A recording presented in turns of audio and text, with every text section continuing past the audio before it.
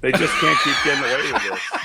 I'm sorry. That sigh just says it all. We are back in the remote studios to bring you week 8 in the NFL. This is Mike and the Feather podcast from Vegas. Thank you guys for watching once again. And Jason and I were talking a little bit offline before the show started recording. And the games at first to me this week did not seem to be that intriguing. But as we talked about the games, the injuries, and looking at the different spreads, there's actually quite a few things to dive into this week. So how you doing out there, Jason? Doing good? Yep, doing good. It was another interesting week in the NFL. We had a pretty decent week. It wasn't our greatest week. It was 8-7 for the week. Took some on the chin. We'll talk more about that as we do the matchups this coming week. But I think the Raiders game was of note that Vegas phoned that one in and said, "Hey, Raiders, you're on the 10-yard line down 8, but let's kick a field goal." So, I mean, whatever. Well, as hopefully people have seen, like we started last week and now we're putting up a weekly wrap-up video that shows very short snippets of the picks from last week along with the results. And I did throw in there the fact that I think 75% of the money came into Vegas on the Rams to cover. And of course, in that spot, it said something like 90-something% of the time, you go for the two and not the touchdown of 2 and not the field goal. This one time they don't, and that meaningless field goal made Vegas a bunch of money and cost a lot of bettors. So welcome to the world of sports betting, the NFL, and the frickin' Raiders. Well, there's two thoughts there. I mean, first of all, the reason why you go for a touchdown is because a field goal essentially does nothing for you. Granted, yes, if the Raiders in a perfect world get the ball back, they can somehow score a touchdown and win the game. But that's just the alternate reality. The reality is they're in a 10-yard line, and you go for the touchdown. If you fail, then the other team starts with the ball in the 10-yard line, right? And they're buried deep, and there's a good chance you get the ball back again. No harm done. Because if you kick a field goal and make it, now they kick away, the field gets flipped a little bit, and perhaps they start with the ball in the 30 or the 40, not the 10. So there's no logic whatsoever, but this is the reason why this Raiders team is 2-5. Tom Brady, now that he's a 10% owner, that guy only knows how to win, and he's going to demand that they're going to have to make changes because this team is the joke of the NFL by far, and in turn, it costed us money and a pick because that should have been a win for us, but unfortunately, it didn't work out. But, let's go ahead and roll into the games. Thank you guys for watching. Enjoy the video. Please give it a thumbs up down below or toss us a comment. Jason does a really good job of responding to the comments, and he loves to hear how much the Chiefs are the best team in the NFL. So please flood the comments with that specifically for Jason. Check out our wrap-up video, and without further ado, let's go ahead. This is technically the midweek, although you can't divide, or mid-season, although you can't divide 17 evenly in half mathematically. But this is midway for week 8, our picks for the NFL games.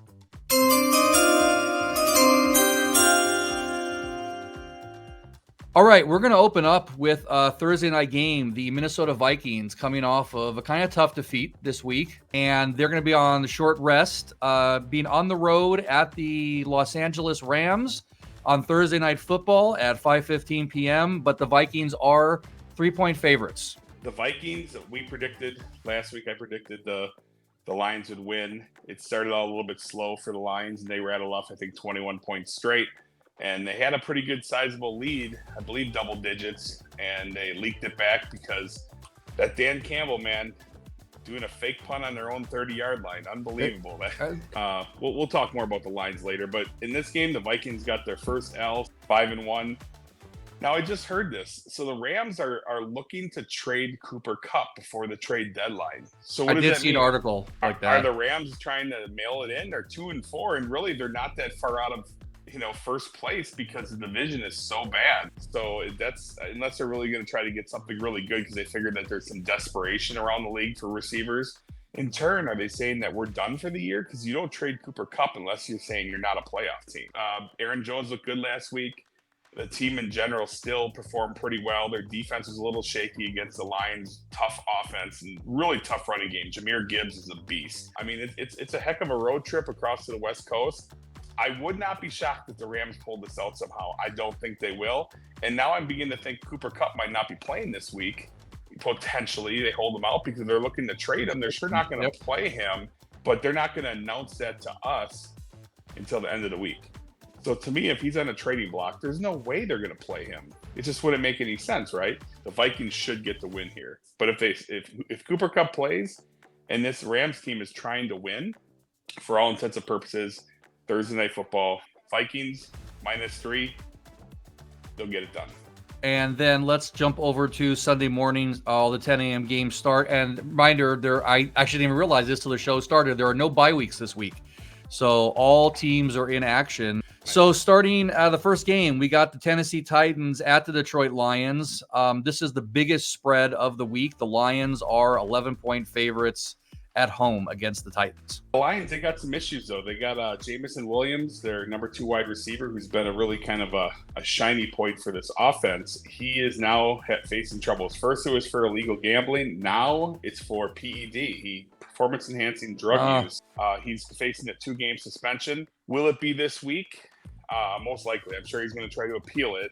I'm sure he'll get struck down. Without him, that's kind of an important piece. Sam Laporta is yet to get going. Was Sam Laporta a flash in the pan? A ton of touchdowns last year, ton of potential in his rookie year. And this year, he's terrible, doing nothing. So will he make a shift and step up with Jamison Williams missing?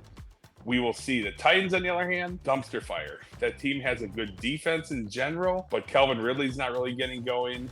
Their quarterback situation is a mess. 11 points in the NFL is a lot, and I feel like this is going to be a letdown game for the Lions, knowing that they face Green Bay the following week at Lambeau. I think the Lions are going to win the game, but 11 points is too much. We're going to take the Lions in the upset. I'll take the road dogs plus 11 all day long. I think that they can keep it within 1 score. We're going to go with the Titans plus 11. Boom. It's always hard to look at something like a 10, 11, 12-point spread and feel comfortable. Especially with like the garbage time, right? Like you said, they could be up by 14, a minute and a half left to go. They get up a touchdown because it doesn't really matter. They're still winning the game. Right. And then Vegas is winning too.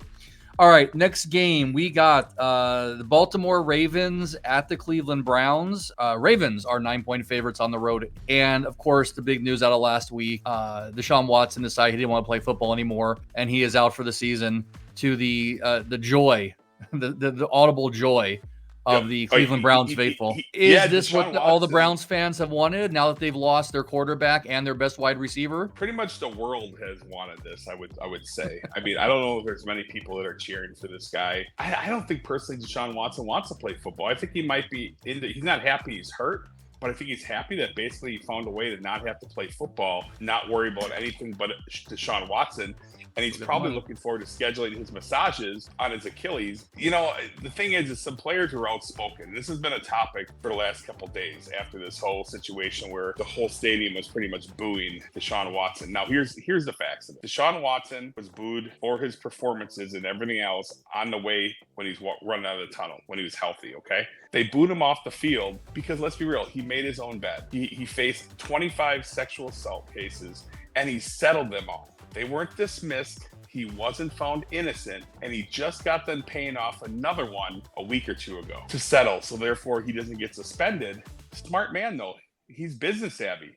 Pay that person off a whole bunch of money, and then in turn, your guaranteed money that the Browns could have took from you if he got suspended again is intact. You get back. Yeah, you're right. Mathematically. So he made a business decision, paid a boatload of money again. He made his choice, and now he's being judged. That's how the world works. Okay, Deshaun Watson is a scumbag. I'm going to say it here. Don't cut this out, Mike.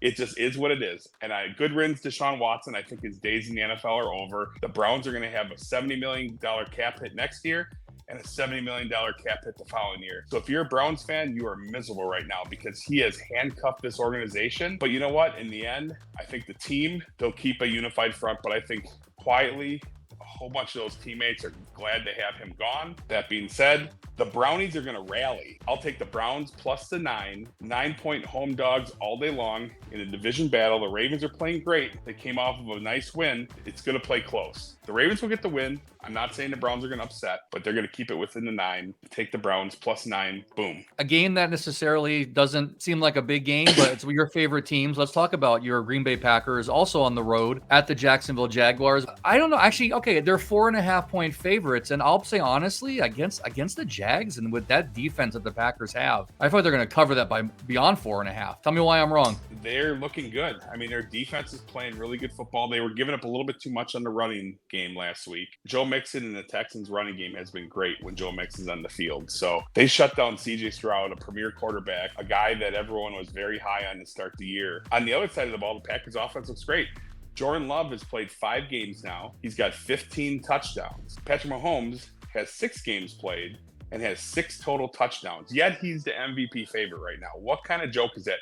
Patrick Mahomes has 6 touchdowns to 8 interceptions, and the guy's a turnover machine. They literally are winning in spite of him. But guess what? He's making a few plays here and there. The defense is picking it up. And really, they're just capitalizing on other teams' mistakes. And once again, somehow the Chiefs managed to be 6-0. I'm just left shaking my head. In regards to this game, the Jaguars got a much-needed win across the pond. This is a huge game for the Packers, and they got to be careful. They don't want to look ahead to Detroit next week because they got Detroit, and then they go on a bye. So this is a big game they need to put away, get the win, and go on to Detroit at Lambeau next week. They're going to do so, and they're going to do so convincingly, as Jordan Love is going to continue to do well. Packers rout the Jaguars, easy peasy, get it done, take it to the bank, go Pack go, Green Bay, minus 4.5, boom.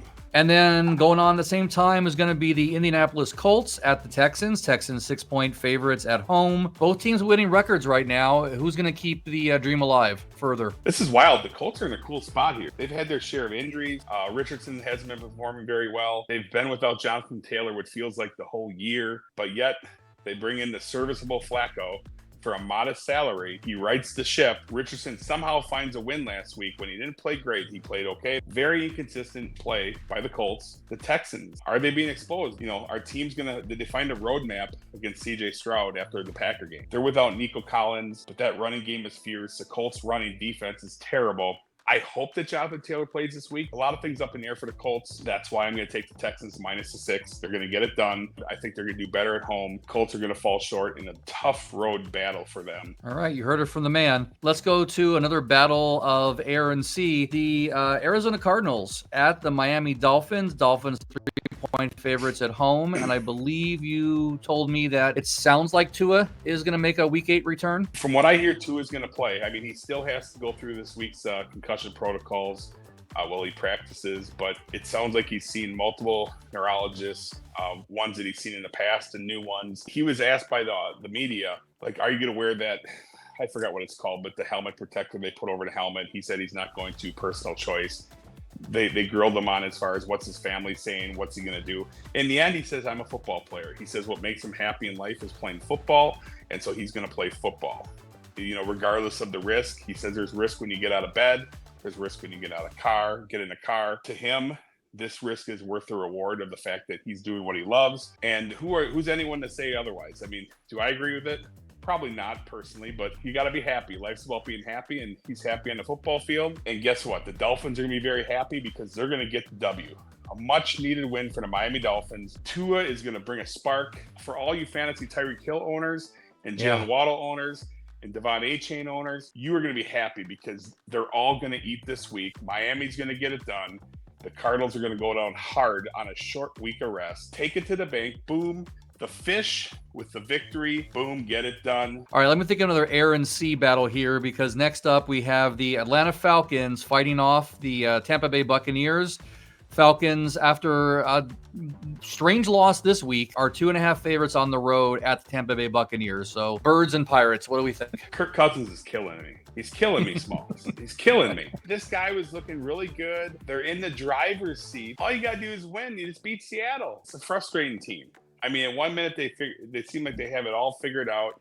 The next minute, they are terrible. They look like they don't know how to play football. You know, I overthought last week Thursday game when it was the Saints at home against Denver, and I'm like, oh, somehow it seems like it's a scam line. The Saints don't have any receivers.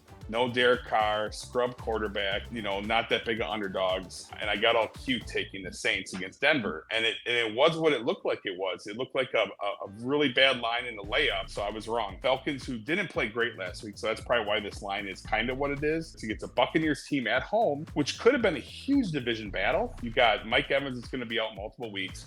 You got Chris Godwin that's out for the year, last few waning seconds of the game, which you can get hurt anytime. But they're saying, should he been in the game? Because of the fact that it was pretty much done. But now they lost Godwin for the year. With Mike Evans re-aggravating his hamstring, if it's bad enough, it could be 4, 5, 6 weeks plus. It's hard to say, but I don't think he'll play this week. They got 2 good running backs, and their running game's coming around nicely. But Baker Mayfield can't make, water into wine. So the bottom line is the Falcons minus 2.5. Take it to the bank. The birds are going to finally fly. After letting us down last week, killing my circa million pick, Falcons take it to the bank minus 2.5. Boom. All right, and let's keep the trend going about teams on the road who take to the sky. The New York Jets at the New England Patriots. Jets on the road, coming off of a loss, sitting at 2-5, have a full touchdown, a full 7-point spread. Favorite on this one. So is Aaron Rodgers looking forward to this because the Patriots can make anybody have a get-right game? How often in the history of the NFL has a team that is 2-5 go on the road and are 7-point favorites? Preposterous, right? But when you're playing against the New England Patriots, anything's possible. How far the great ones have fallen in Patriots world, right? Yeah. Unless Aaron Rodgers is going to plan on trying to bring back Jordy Nelson, Sterling Sharp. Going to recreate the whole team in New York. The Jets have to cover this game. They just have to cover it. They're going to cover it. We're going to take it to the bank. The Jets are covering this minus 7. I'm not going to overthink this. The Jets are a better offense all around. They're a better defense. Help me help you. I understand. Help you, Aaron Rodgers. In what world could you? But flip it around. What world could you ever take the Patriots getting 7 points against nearly any team? It doesn't feel like enough. The Patriots coach called his team soft. I didn't have to do it for it. Bill Belichick defended them and said, hey, come on, they had the best run defense last year, 3rd best run defense. I mean, the Jets are going to get it done. They have to, because if they lose this one, it literally is over. I mean, it's a wrap. Playoffs are all but gone. They can easily go on a run. But you know what? To have a run, you got to start with one win. Game. And if you can't get it against the 1-6 Patriots, take the Jets minus 7. They're going to cover it. Get it done. Take it to the bank. Boom. By the way, Mr. Aaron Rodgers, hopefully you're throwing touchdowns instead of picking your nose at this football game, because Lord knows you were caught on film, just like Mr. Gardner Minshew, picking for gold and eating a little extra protein. A Thursday night game against Houston on Halloween at MetLife. How this is becoming a trend in the NFL now. That's a little bit scary. Let's move to the last game in the morning. Again, another team in the air, the Philadelphia Eagles, the Bengals, but even though the Giants can make any team look good, the Bengals are 2.5-point favorites against the Eagles. So here's another losing team at home, going in as the favorite. Seeing Saquon Barkley eat, especially when he's going to the stadium and watching the fans literally burning his jersey, so obviously some people are not over it. Also, what are they made of if they're flammable? I thought most jerseys were like non-flammable material.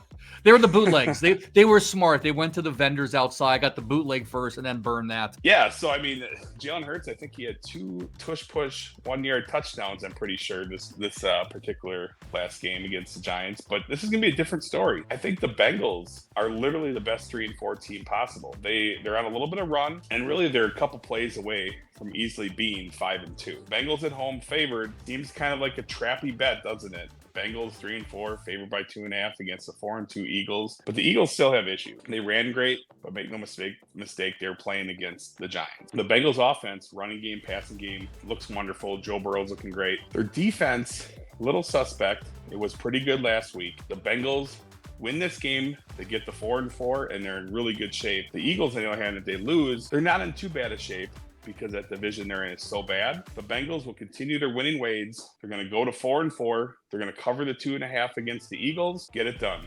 Boom. For the first of the 2 afternoon games at 1:05 p.m., let's start with the Buffalo Bills at the Seattle Seahawks. Bills favored on the road by 3 points. As you mentioned, they are head and shoulders above the other teams in that league, the Dolphins and the Jets, and and the Patriots. What say ye about another team from New York. Yeah, the Bills are looking good. Seattle's hurting now. They lost Mr. DK Metcalf, which is a guy that is playing really well, would create a lot of matchup problems for the Bills. He's not going to be playing. Seattle's was on a downward spiral. If they would have lost this game, they would be on life support. Now, the one good thing for them, even if they would have lost, it would have been 3-4, and they would have been in a tie for first place.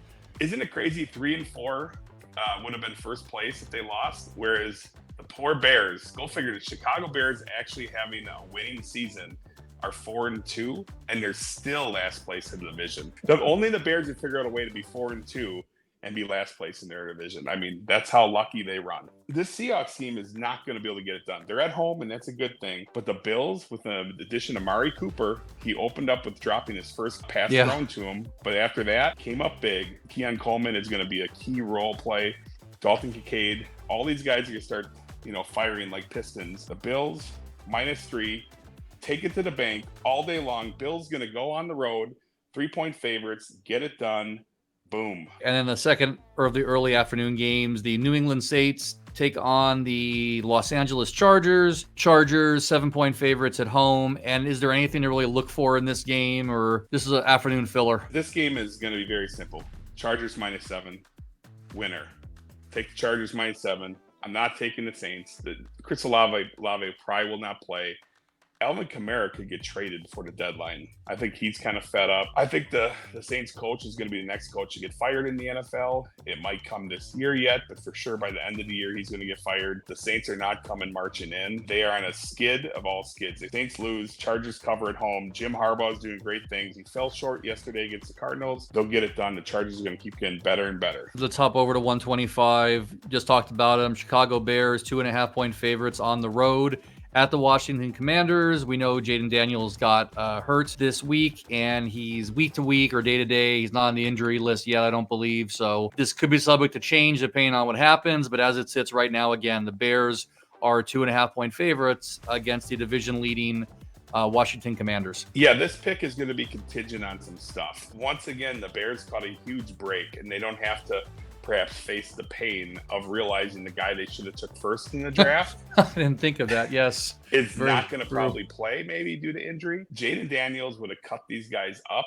and made Bears fans for a whole game, 4 quarters, watch in sorrow and regret of what could have been. The Bears failed again on who they should have drafted, taking Caleb Williams over Jaden Daniels. The Bears are rested. They come off a bye. They come off a big win before the bye. They may be lucky enough to actually go into Washington and face Mariota, which Mariota did well against the Panthers, but it's the Panthers, right? But I'm going to take the Chicago Bears -2.5. I've only been wrong in the Bears one time this year, whether I take them to win or lose, or I basically cover or not cover. I've been wrong once. As long as Jaden Daniels doesn't play, we're going to ride the Bears. What I'm going to tell you is if Jaden Daniels does play, don't bet this game.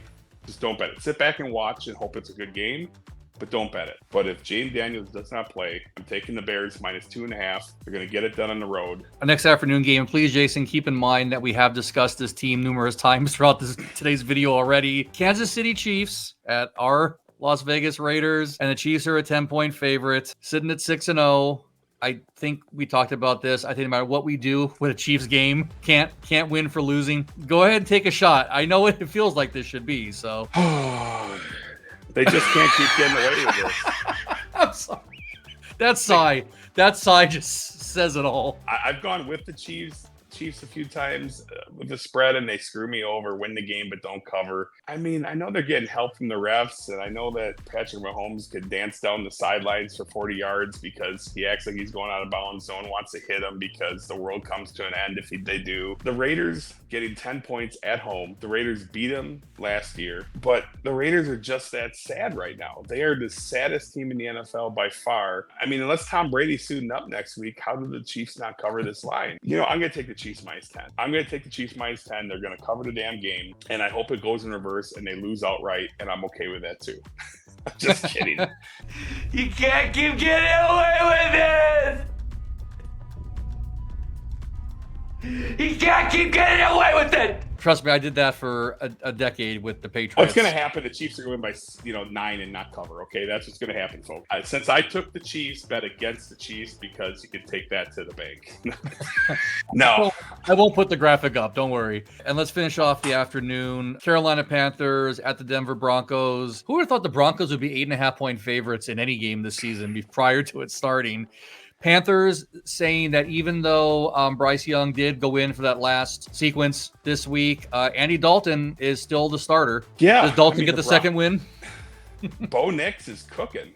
He's cooking. And Sean Payton dumped Russell Wilson to cook, picked up Bo Nix, in the draft, and he is cooking. Javonte Williams. Hello, Mr. Fantasy Football Dud. He actually came up big when I had Javonte Williams on my bench, like in 4 different leagues last week. The Broncos at home, 8.5-point favorites. If you would have gone into week 1 and said, hey, the Broncos are going to be 8.5-point favorites or better in any game this year, the odds would have been outstandingly high. They're sitting in a good spot, and they're going to do it. The Panthers are just that bad. I think the owners said, hey, we are not going to win another game because we're going to go after, Deion Sanders' kid in the draft next year as the number 1 pick for the quarterback. I think the Panthers are probably not going to win another game this year. And the Broncos get it done and somehow cover 8.5 at home. I think they do. I think they cover 8.5 and on to the next. All right, and on to the next will be the last game for Sunday night, 5:20. Are we in agreement this is probably the game of the week in some regard, even though... Well, it should have been the game of the week, but now it's become kind of, Custer's last stand for both these teams. Whichever team loses, I think they're done for the season. America's team, which America needs to find the receipt and get a rebate on this one, but America's team, the Dallas Cowboys, at the San Francisco 49ers. Cowboys coming off a bye, 49ers coming off a loss to the Chiefs, but the 49ers are 4.5 points favorites at home. Give them the rundown, give them the injuries, tell them what you think. You got Brandon Ayuk going down with the torn ACL and MCL. No CMC, who knows when he's going to be back. And then on top of it, Deebo Samuel, who a lot of people are going to be eating their words because they gave him a hard time just a short time before the game, basically saying he's dealing with stomach issues. Well, the reality is the guy's in the hospital now. I think he has fluid in his lungs and he has pneumonia. That can be very serious. Deebo Samuel is definitely in question if he's going to play. Niners team at home with that defense. They still got Kittle. They still got Purdy that who's been playing decent throughout the year, had a rough game against the Chiefs, gave that one away. But I think they'll have enough to get this done. The Cowboys come off a bye, but they don't have a running game. They don't have a defense. They have defensive players hurt and not playing, and Mike McCarthy's still the coach. All that rolled in says Niners, 4.5-point favorites. They're going to get it done. Take the Niners to cover the 4.5 all day long. Boom. Let's go from that matchup to Monday Night Football. I'm shocked these games don't get flexed around, but I guess you can't always really flex a Monday game to a Sunday game. But my used to be favorite team, the New York Giants, are playing at the Pittsburgh Steelers. Steelers are 6-point favorites at home. We talked a little bit before the show that we're both we don't expect the Giants to win, but why does this feel like a game that they're going to suddenly decide to have that one game of the season? Well, the NFL's been drama, lots of drama this year, injury drama. This is setting up for some weird drama. You look at Russell Wilson, he started up after not playing the whole year. He almost hadn't played football for a full year. Comes in, first 3 or 4 drives was terrible. He got booed in the stadium. Pittsburgh fans, they're tough. Most of the coaching staff and organization went against Mike Tomlin when Mike Tomlin said, hey, I'm going to make the change to Russell Wilson. Most of the people fought him on this, and he's like, nope. I'm doing it. I'm Mike Tomlin. I haven't had a losing record yet. And it paid off. Russell Wilson cooked, airing it up, and Pickens looking great. And now, wouldn't this be the perfect setup that Giants come into Steelerland just to create drama? They beat the Steelers. Russell Wilson stinks it up. And then we listen for a whole week about people and quarterback controversy between Justin Fields and Russell Wilson. Will there be a change? So right now, remember this little segment, and let's see if it plays out like that, because in my head, for some reason, something like that could happen. Coming back to the real world right now, the Giants are the Giants. Daniel Jones should be benched, but they can't bench the guy they pay all that money to until the wheels come off, which I feel like he's already got a donut on one tire. But, Giants 2-5, 5-2 Steelers, 6 points at home. Seems like a no-brainer, but in this NFL, obviously, that never works out. I'm going to take the suckers, 6 points. Steelers at home, -6, because the Giants, I just don't trust them. Tread lightly in this game. Steelers -6. The close out Monday Night Football? Well, that's an entire slate of games again. It's like back being in the first 4 weeks of the season with no bye weeks and way too much football to watch. We'll be back at the Westgate this weekend, I believe. Make sure you check out our video showing last week's results. We're going to put them up there, good, bad, or indifferent. We thank you guys for watching. Give Jason your questions and comments down below. Again, tell him why Patrick Mahomes is the best case for the MVP once again, and how overrated Jordan Love is. Patrick Mahomes is not even top 10 for MVP. MVP is not judged on what you did for the prior years. It's judged on what you're doing as a player right now. And yes, he's winning games, but he's not winning those games. His team is winning. They're winning in spite of his terrible play. If he was any other quarterback, he probably would have got benched already. But he won't get benched because they're winning games. Hey, if you're not going to bench Daniel Jones, you really can't bench Patrick Mahomes. All right, guys. Well, thank you once again for watching. Please like and subscribe. Give us your comments, and we hope to see you at the Westgate. And we will definitely see you here again the same time next week. And Jason, I'll see you soon. All right. Until then, guys, take it to the bank. Boom.